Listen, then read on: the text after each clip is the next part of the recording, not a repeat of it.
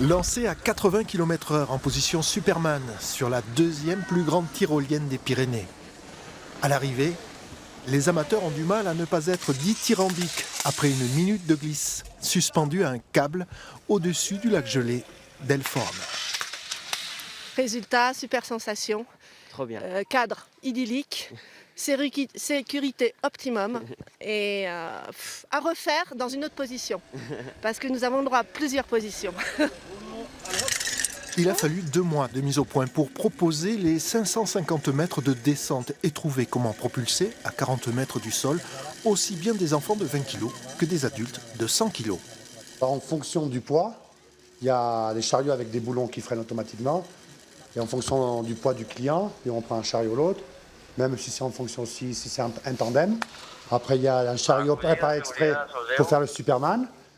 Et après, il y a le chariot pour aller assis individuellement. 25 € le tandem, 15 € le solo.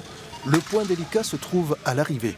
Un système de freinage doit décélérer en quelques mètres les descendeurs. Alors quand on arrive, on tape sur un système qui déclenche le système de freinage, qui est un tambour, qui réduit l'énergie.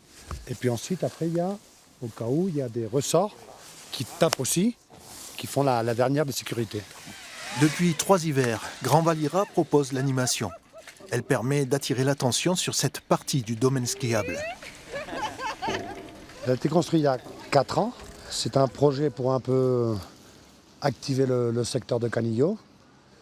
En été, il y a des activités pour la famille. Et il fallait trouver une activité, un projet pour un peu agiter le secteur. En été, près de 150 personnes empruntent la tyrolienne chaque jour, 60 en hiver.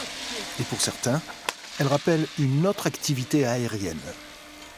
Personnellement, moi je suis un ancien parapentiste, donc on est dans la sellette, on a un peu la même gravité, c'est intéressant. C'est des bonnes sensations, là on est bien harnaché, c'est super, c'est super.